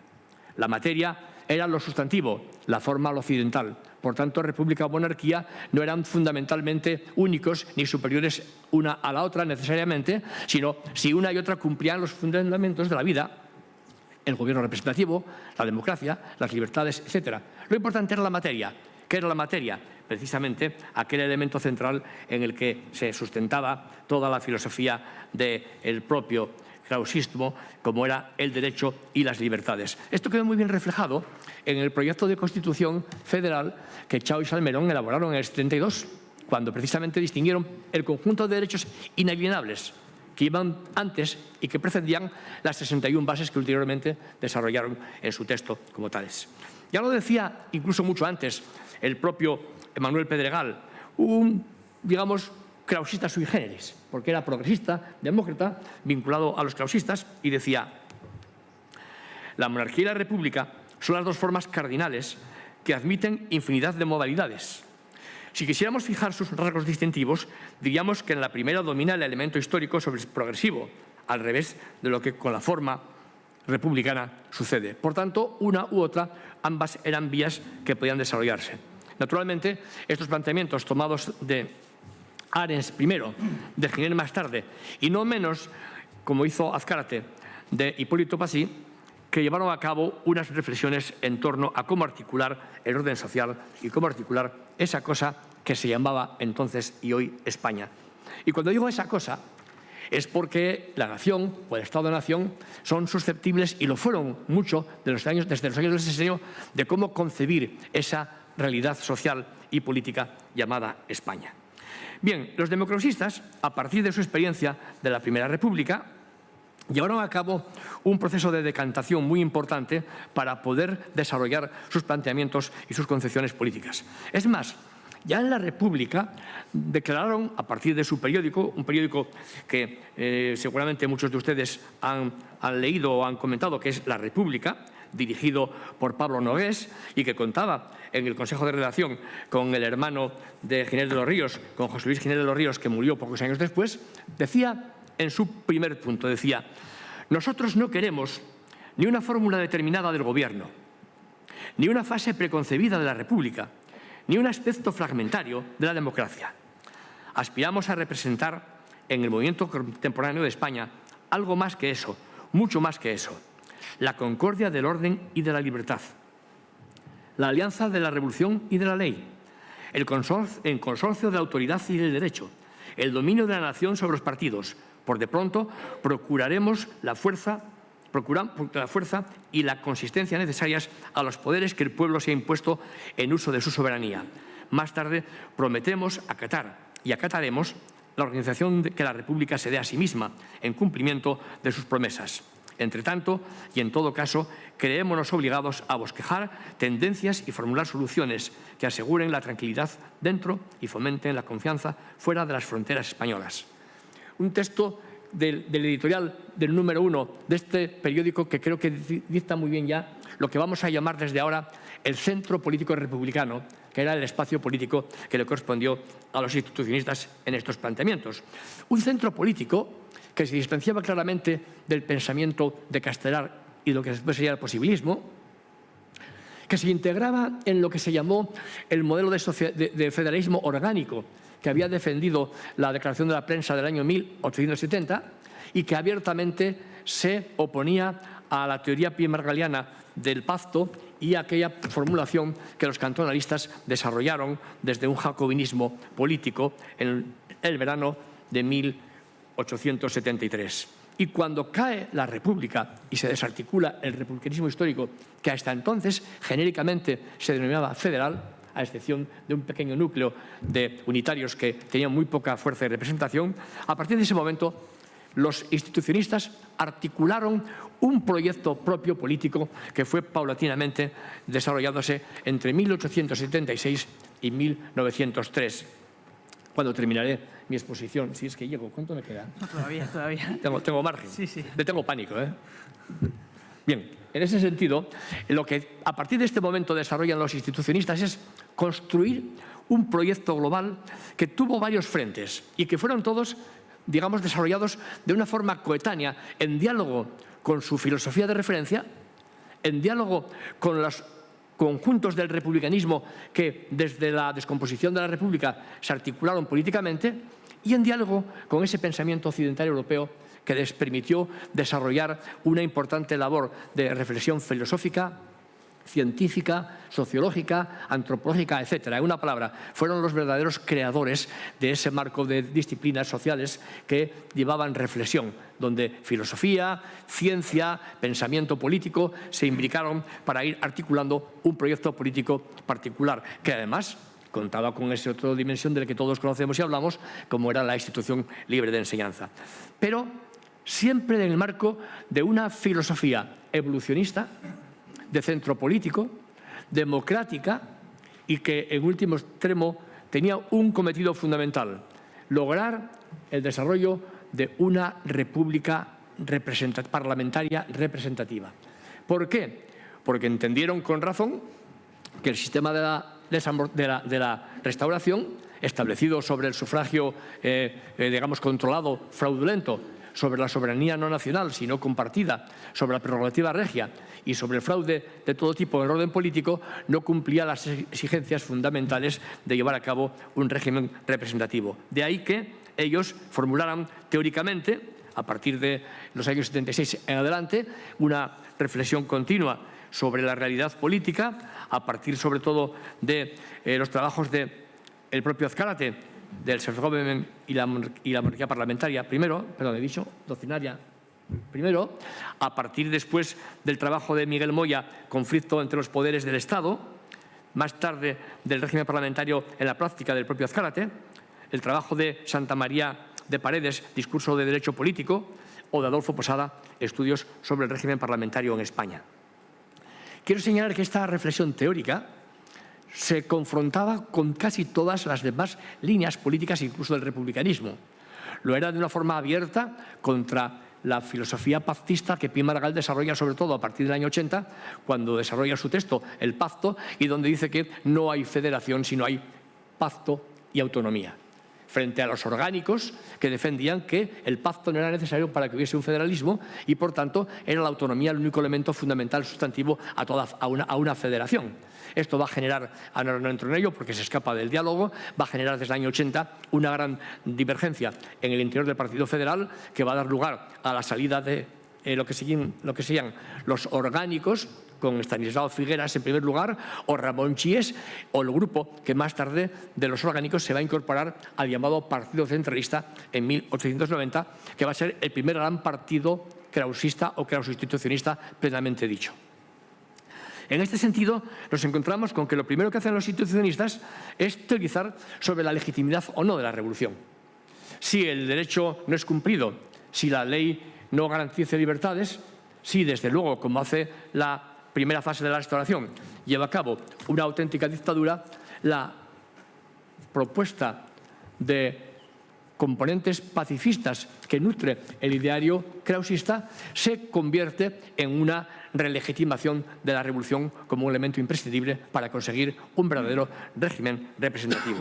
De aquí que nos encontremos con que en estos años lo que podríamos llamar teoría y práctica de la república parlamentaria, que va a ser el gran ideal de este momento de los institucionistas, se lleva a cabo de manera doble. De un lado, apoyando desde el exilio, como hace Salmerón con Ruiz Zorrilla, proyectos revolucionarios que entre 1876 y 1886 van a ser permanentes y continuados, o por lo menos va a haber 3 momentos distintos de proyecto revolucionario. Hay que entender una cosa: cuando hablamos de revolución en el republicanismo, no quiere decir, como entendamos hoy, una revolución social. No, es un proyecto de acabar con el poder mediante un golpe de fuerza, ya un motín o ya un levantamiento militar. Y, por tanto, es un planteamiento que la idea de revolución tiene un componente también contenido muy claro. Pero digamos que esto formaba parte de un, entre comillas, contrasentido en el evolucionismo, el pacifismo y el armonismo de los institucionistas. Pero tiene legitimidad porque no se dan las condiciones para llevar a cabo un verdadero régimen representativo. De aquí que nos encontremos con que esta propuesta del régimen representativo es lo que va a estar detrás del pensamiento de Paredes, como decía, de Azcárate o del propio Posada. Pero permítame solamente un detalle. Cuando hoy hablamos de defensa del parlamentarismo y de una auténtica, digamos, limpieza electoral o del parlamentarismo, hay que reseñar 2 cosas. Primero, que este no es el proyecto del republicanismo federal. El republicanismo federal es totalmente contrario al parlamentarismo tal y como se concibió en la época de la Restauración.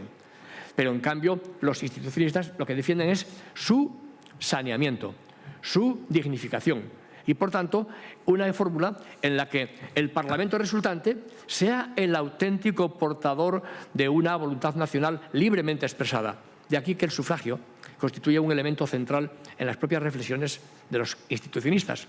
Un comentario nada más.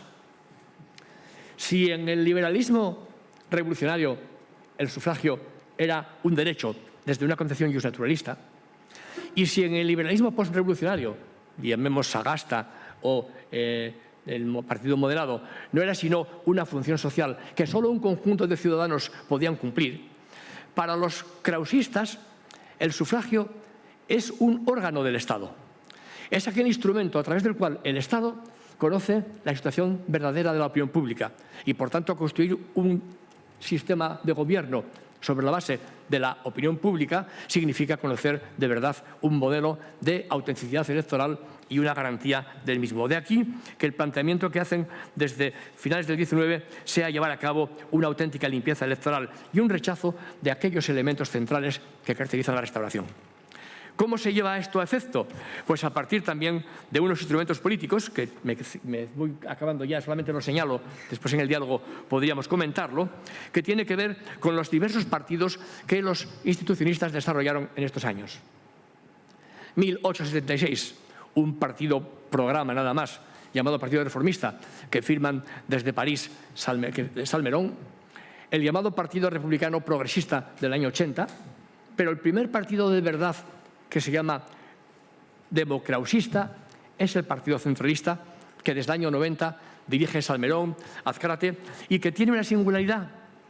Es el conjunto o convergencia entre un krausismo que se ha depurado de progresismos revolucionarios, que ha eliminado cualquier tentativa federal en el sentido de Pi Margall. Tanto es así que cuando en el año 78-80 se escribe el diccionario enciclopédico que publica Montaner y Simón, cuando se escribe la letra o la palabra o el concepto federalismo, lo hace Azcárate y ya dice: se entiende por tal aquel sistema que en España defiende Francisco Pi Margall. Por tanto, ellos ya han abandonado cualquier postulado federal para irse, en todo caso, a un modelo distinto de corte regional más claro.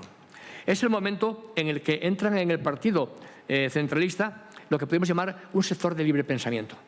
Aquel núcleo que con Ramón Chies y Fernando Lozano, recuerden que eran los directores de las dominicales de libre pensamiento, se incorpora al centralismo, incorporan a un sector también del republicanismo librepensador y masón vinculado a Portugal con Magallanes Lima, y tienen sobre todo entre 1891 y 1903 un partido político que podríamos decir que constituye el primer partido auténtico de intelectuales. Si yo les digo los nombres que estaban al frente del partido, se entenderá: Nicolás Salmerón, Urbano González Serrano, Rafael María de Labra, Manuel Pedregal, Alfredo Calderón, Odón de Buen, y con ellos figuras tan reconocidas como los hermanos Calderón, la familia Machado, padres e hijos, José Manuel Pierres Hurtado, Luis Simarro, José Francos Rodríguez, Rafael Altamira o Adolfo Posada, por citar así los que todos reconocemos de una forma inmediata.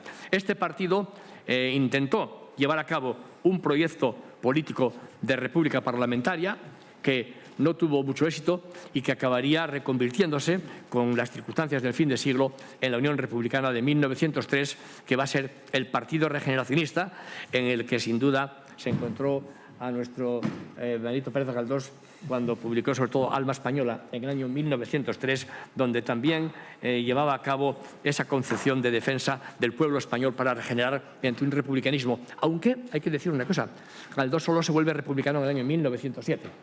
Pero ya estaba tanteando, porque desde que el EZTRA fue un gran éxito y se convirtió el EZTRA en un núcleo de movilización anticlerical, Galdós ya formaba parte de ese sector. Solamente quería señalar, y termino con ello, del propio Galdós un texto. ¿Tengo 2 minutos? Sí, claro. Un texto que publica precisamente en ese primer número de Alma Española. Galdós, como después haría también El Caballero Encantado, defendía que el pueblo español era vigoroso y fuerte. Lo que era un problema era la Iglesia, la monarquía. En definitiva, era la cúspide o el entorno de las instituciones que no daban salida al potencial real del español. Y desde este punto de vista, lejos del pesimismo de otros regeneracionistas, él era un optimista que señalaba en ese texto que llevaba un título muy claro, Soñemos, alma, soñemos, que decía lo siguiente: debajo de esa corteza del mundo oficial, en la cual campan y comparan por mucho tiempo figuras de pura, quizá necesaria representación, y la comparsa vistosa de políticos profesionales, existe una capa viva de ignición creciente que es el ser de la nación, realzado con débil empuje todavía por la virtud de sus propios intentos y ambiciones, vida inicial, rudimentaria, pero con un poder de crecimiento que pasma. Un día y otro lo vemos tirar hacia arriba, dejando asomar por diferentes partes la variedad y hermosura de sus formas recién creadas.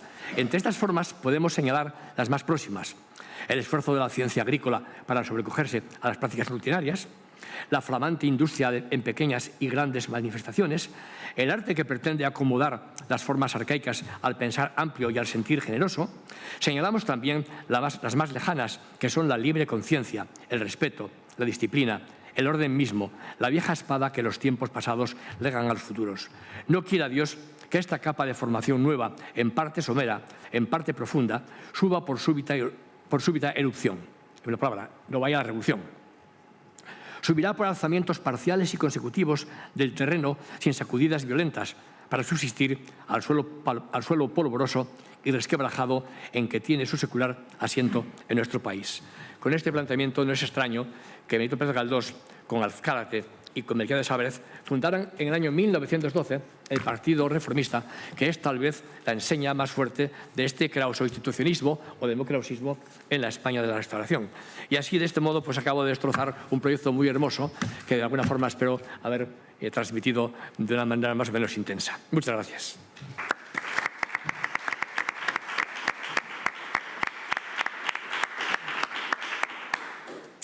Muchísimas gracias, profesor Suárez Cortina, especialmente por la contención y el escrupuloso respeto al tiempo previsto.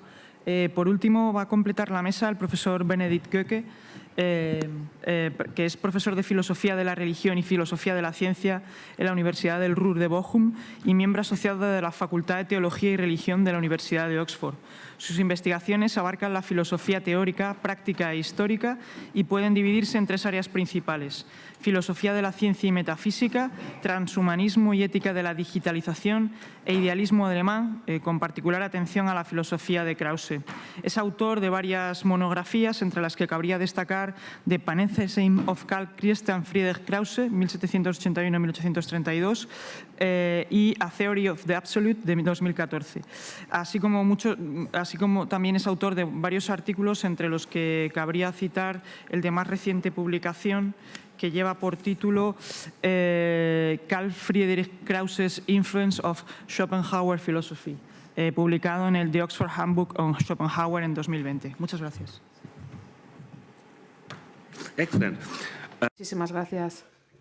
Muchas gracias por el tiempo que me han permitido para poder hablar del panenteísmo de Krause y del cosmopolitanismo de Krause.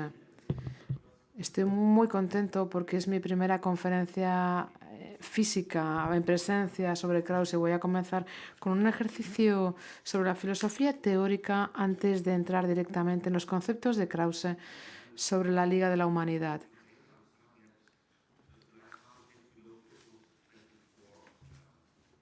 Vamos a comenzar entonces.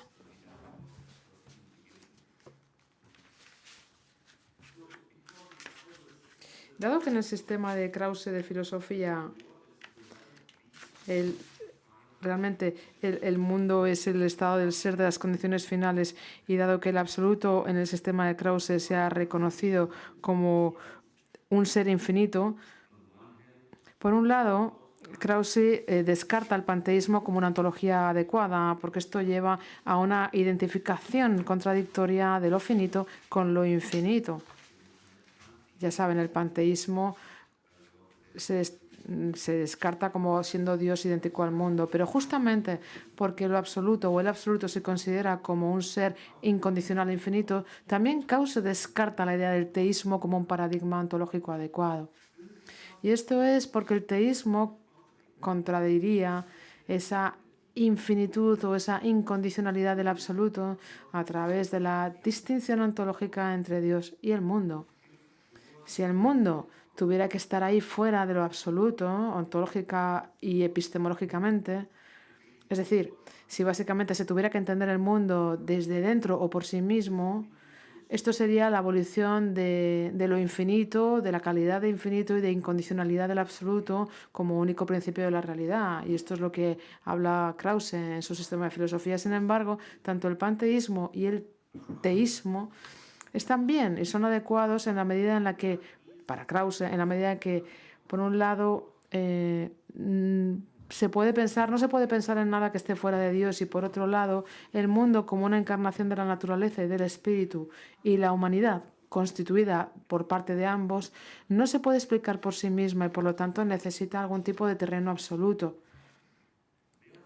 En este sentido, el único marco ontológico adecuado para el sistema de filosofía, según las ideas de Krause, en las premisas de Krause, es el panenteísmo. Es decir, lo que dice Krause es, y cito, en la intuición de la esencia, y ahora hablamos un poquito, bueno, he traducido desde el alemán hasta el inglés y luego lo vamos a traducir de nuevo al español, pero en cualquier caso hablamos de la esencia del ser. Si en la intuición de la esencia... En la intuición de la esencia también se encuentra esto, y es que la esencia, como lo único, como el uno, también es o en sí mismo, o bajo sí mismo y a través de sí mismo, si es todo. También es entonces la esencia de todo aquello que es finito. Por lo tanto, la afirmación que se hace en función de este insight, de este descubrimiento, tiene que ser que el uno en sí mismo y a través de sí mismo también es el todo. Y en alemán, y dado que en la intuición de la esencia del Wissenschaft se reconoce que Dios también es todo en y a través de sí mismo, la ciencia también podría llamarse entonces en este sentido el panenteísmo. Y por supuesto, así podríamos cerrar la cita. Esto es un poco la parte teórica de este panenteísmo. Vamos a entrar un poco en este concepto de la Liga de la Humanidad. Entonces, si el absoluto no se opone al mundo dentro de la filosofía krausista, si no se opone al mundo, sino que más bien el mundo sería una determinación intrínseca relacional con el absoluto, entonces lo que ocurre en el mundo no tiene también consecuencias en Dios, porque la historia del mundo es tal y además está formada por toda entidad finita que metafísicamente no es otra cosa que simplemente parte de la vida, de la esencia o de ese ser o de ese absoluto. Y cito de nuevo a Krause y dice, Dios en sí mismo es la única vida, supremamente su esencia original.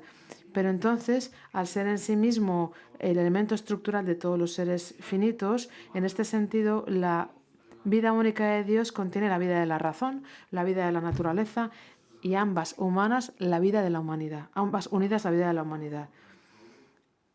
Y esta única vida de Dios es un ser, es un todo orgánico. Y todos los seres finitos, en la medida en la que viven, también están unidos entre sí y con Dios como la esencia original. Y toda vida finita de todo ser finito es un todo orgánico finito, que es similar a la única vida orgánica de Dios y por lo tanto también la vida de todo ser humano y la vida de la humanidad. Y termino la cita.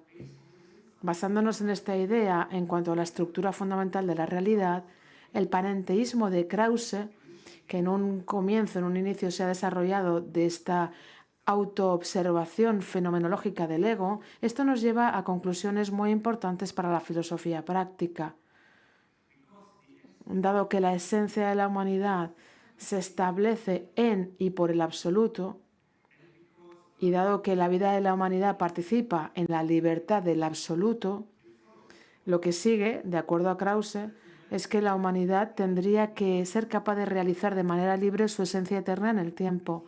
Esto quiere decir que la humanidad, como una imagen de esa unidad, de eso uno, de ese absoluto total y pleno, debería formarse de manera consistente uno y lo mismo de ese ser. Y cito, todos los mandamientos según los cuales todo ser humano individual, toda vida, el ser humano individual está formando su propia vida o contenida en uno, hay que ser humano o sé como Dios dentro de los límites de tu esencia, sé como Dios dentro de los límites de tu humanidad.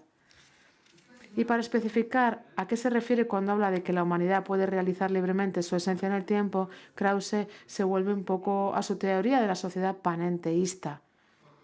Para Krause, la teoría filosófica de la sociedad, y cito, es la ciencia de las ideas y de las leyes en función de las cuales los seres racionales libres e independientes se unen en una vida muy bonita y muy bella, de manera que puedan vivir como un solo ser racional.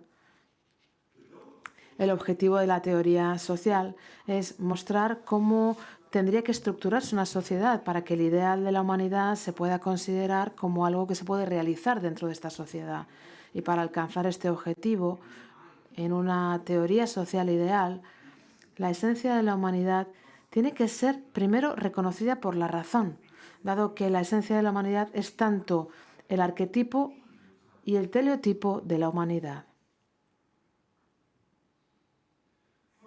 Siguiendo esto, una perspectiva informada desde el punto de vista histórico del estado actual del arte puede reconocer las discrepancias entre el arquetipo humano y la imagen histórica actual.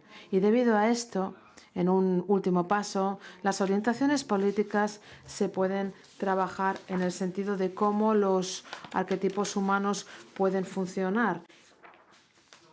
Y según Krause, una teoría social completa es, por lo tanto, está basada en 3 dimensiones diferentes. Primero, la especificación del arquetipo normativo de la sociedad, es decir, lo que sería la teoría ideal. Segundo, un inventario histórico de las condiciones sociales actuales. Y tercero, el desarrollo de programas políticos. Esta afirmación de la forma y de la tarea de la teoría social, que acerca a Krause a aquellas teorías críticas, no ha perdido ninguna importancia, no ha perdido su relevancia en los debates actuales. El concepto central o fundamental de la teoría social panenteísta de Krause es la Liga Humana, Menschenbund. Aunque Krause intentó llevar a cabo diferentes clarificaciones del concepto de la Liga Humana en el curso de su trabajo, la idea fundamental no varió. Para Krause, la Liga Humana, la Liga de la Humanidad, es siempre el nombre de un estado ideal de una sociedad civil global que se tiene que realizar de manera histórica y que por lo tanto designa, y cito, la sociedad esencial de todas las personas, todos los pueblos en la tierra, a través de la cual se unen como personas para ser uno, para ser un todo, para ser una humanidad orgánica y completa, para vivir y para crecer en ellos mismos y en todas sus relaciones con Dios, con la naturaleza, con la razón y con la humanidad en el universo. Y termino la cita. Y como la unión de todos los seres humanos, la Liga de la Humanidad es esa sociedad de seres humanos que todo lo incluye, una sociedad de subsociedades y una imagen del propósito interno de la estructura del absoluto. Y vuelvo a citar porque dice que la Liga de la Humanidad no es una sociedad junto o una sociedad por encima del Estado o de la Iglesia, sino que como Dios está relacionado con la estructura de la esencia, como su esencia interna, su esencia interior, de la misma forma la Liga Humana está relacionada con la sociedad humana como un todo. Y por lo tanto, la Liga de la Humanidad tiene dentro y en sí mismo a todo el resto de sociedades humanas. Como dice Krause, in unter sich en su texto original. Así, para Krause, la Liga de la Humanidad es una sociedad civil global que incluye a todas las personas, a todos los pueblos. Y esto, por supuesto, implica la igualdad absoluta de todas las personas, independientemente de su origen, de su género, de su constitución física. Porque la igualdad de todas las personas viene simplemente de su semejanza con Dios, que está basada en el absoluto, en esta esencia. Es decir, todas las características individuales de toda la vida humana y todo reconocimiento de la igualdad entre humanos toma su precedente de la ley natural. Por lo tanto, Krause es capaz de formular esto y digo, y cito, ¿todas las personas son iguales? Son semejantes, están juntos entre sí y no están entre sí. No hay nadie que esté sujeto al otro, sino que todos juntos obedecen a la ley de Dios en la libertad moral. Y teniendo en cuenta esta idea, la Liga de la Humanidad de Krause se puede considerar como un cosmopolitanismo político que viene de un cosmopolitanismo moral, porque la igualdad absoluta de todos los seres humanos está basada en la ley natural del ser humano que viene constituido por el absoluto. Y, por lo tanto, esto no solamente implica que los seres humanos pertenezcan a una sociedad moral universal, que sean parte de un cosmos moral común, sino también que la esencia de la humanidad está diseñada de tal forma que un orden político global, un orden universal se tiene que establecer, un orden que incluya a todas las personas como ciudadanos de este orden. Y así la Liga Humana Cosmopolita describe, según palabras de Krause, el estado ideal de la sociedad civil global en la cual, y cito, todo ser humano y toda sociedad humana existen en, a través y con el todo, en y por sí mismos, y esencialmente viven. Y todo aquello que viene determinado por el cambio o ese cambio de liberación, cambio de orientación, cambio de educación o cambio de fortaleza está para el bien de todos. Y aquí, en el sentido de los alemanes,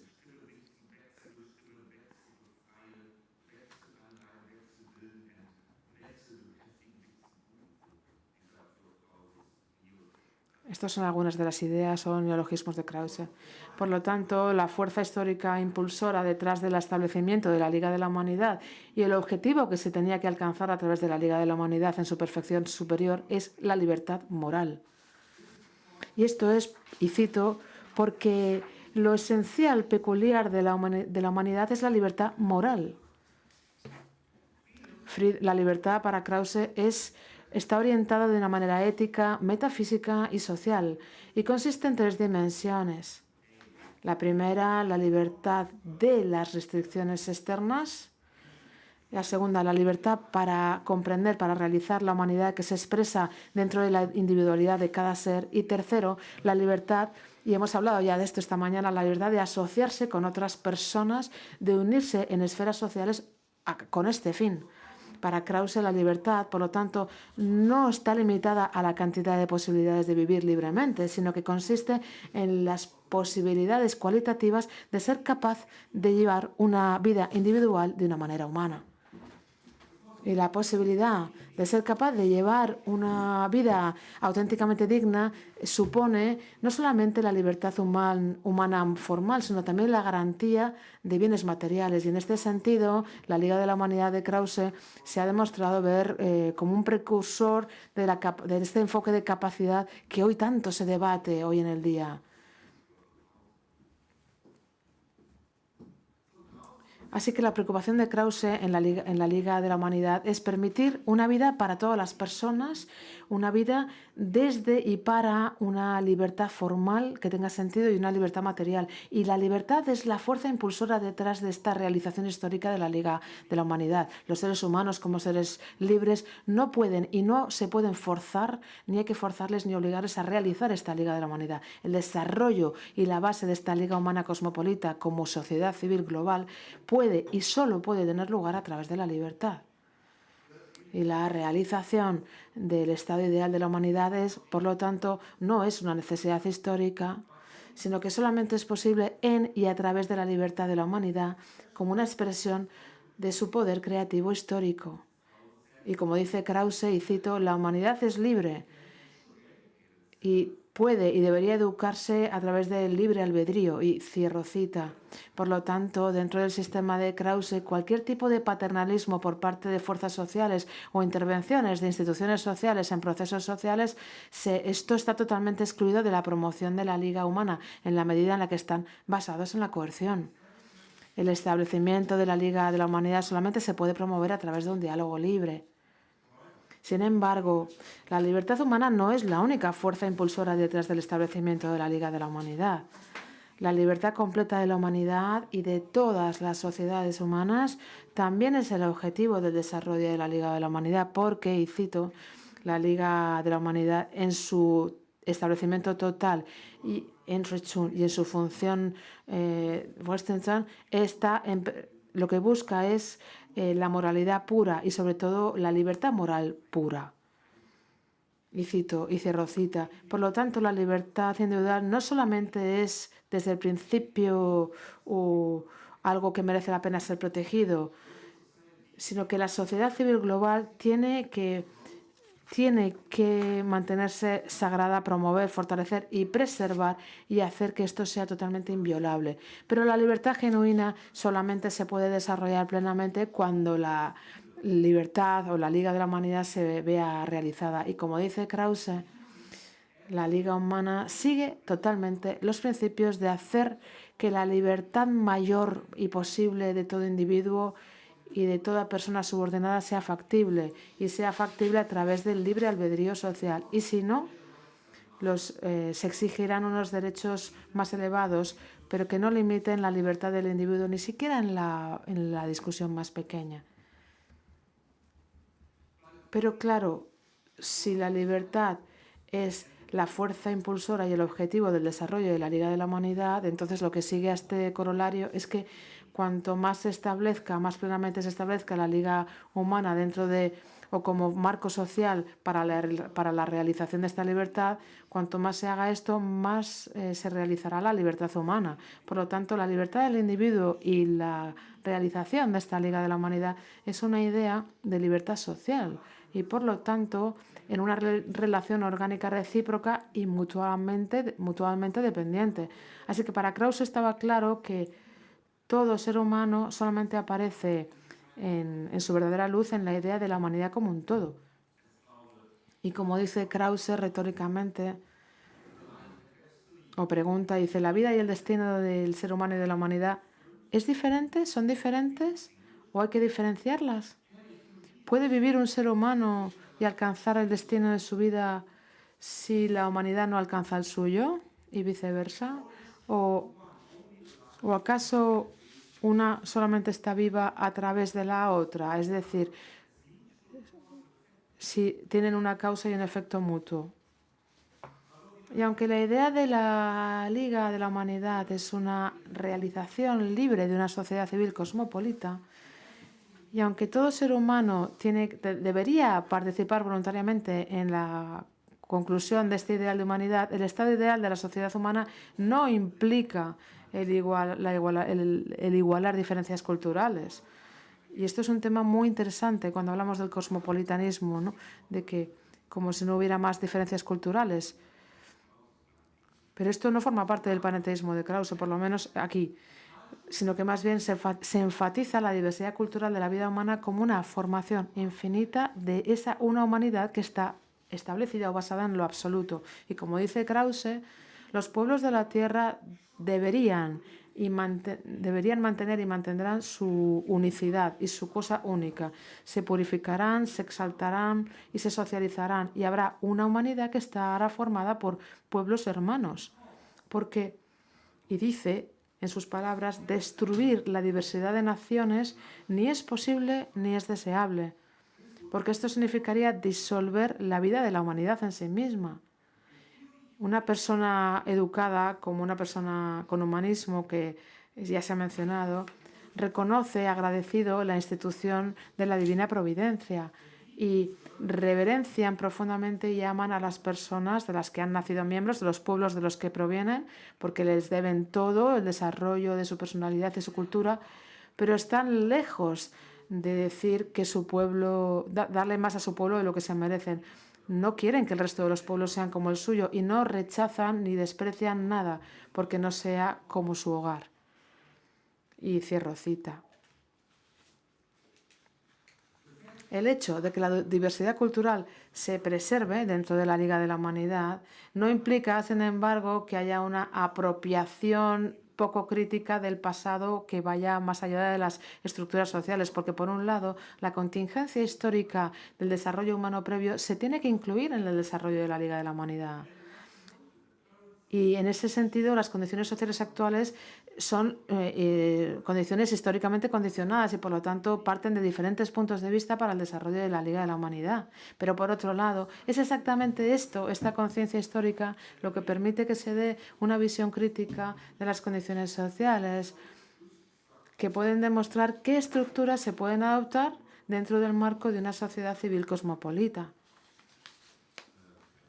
Y cito de nuevo de Krause, que dice: por lo tanto, yo afirmo que lo que se ha establecido, como se ha recibido, se ha establecido, no tiene el derecho ni la validez para existir constantemente y en todos los tiempos, sino solamente en la medida en la que siga siendo contemporáneo. Cierro cita. Y esas estructuras sociales que puedan ser un obstáculo para el desarrollo libre de la Liga de la Humanidad se tienen que superar históricamente y socialmente a través de la política, como una expresión de la voluntad social dirigida hacia la realización de esta Liga de la Humanidad. Krause estaba seguro de que la idea de la Liga de la Humanidad como una idea de sociedad civil global para la realización de una humanidad auténtica es atractivo para todo ser humano. Y cito: esta doctrina de la vida esencial de la humanidad y de la Liga de la Humanidad es tan simple, tan espiritual y tan agradable, como que es atractivo para el corazón, tan fácil de entender y que es válido para todos, sigue siendo válida para cualquier corazón libre y no corrompido, y es tan íntimo y tan perfecta que solamente pasarán unas generaciones hasta que los camaradas de personas más educadas, seguramente hasta ese momento en el que estas personas difícilmente se puedan imaginar cómo ha habido una época en la que las personas no hayan tenido este descubrimiento o esta perspectiva. Por lo tanto, no hay duda de que para Krause la Liga de la Humanidad es una como sociedad civil global puede y se va a realizar históricamente a través de la cooperación libre de los pueblos, de las personas, porque aunque el individuo siempre y ya está influenciado en su pensamiento y en su manera de funcionar, va a estar influenciado en función de la sociedad en la que están, de la que viven, estamos en una posición de cambiar las condiciones sociales de acuerdo con ese ideal de la humanidad a través de su propia acción, por muy influidos que estén.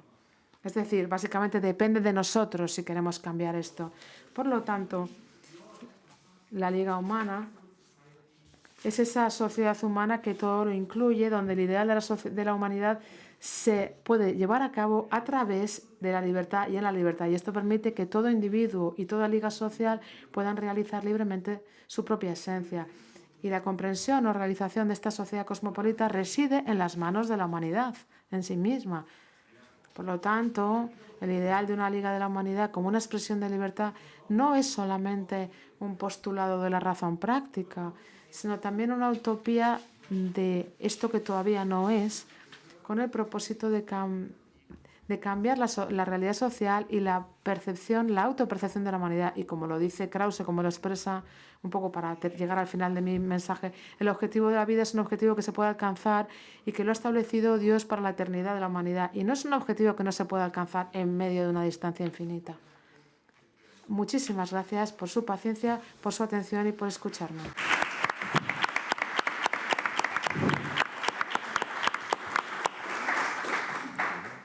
Muchas gracias, profesor Geke. Bueno, creo que este impulso utópico del todavía no es una buena cosa para la pausa, el receso que ahora tenemos de unos minutos. Muchas gracias.